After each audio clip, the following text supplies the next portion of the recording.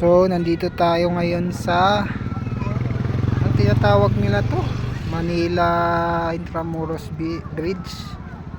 Itong ano nga pala na to,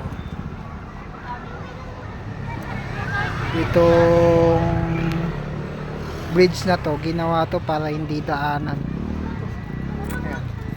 Pansin nyo, hindi ginawa to para para hindi daanan ng mga tao.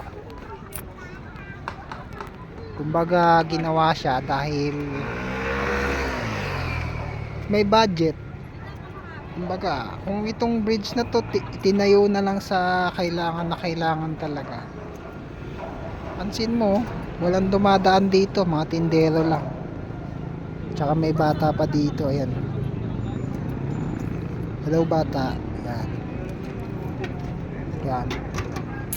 So dito tayo ngayon sa tinatawag nilang China Aid Bridge and Project. Ba, may nagbubusina na dun. Bawal yata tumambay dun, kaya nagbubusina sila. Bawal tumambay, kaya nagbubusina sila.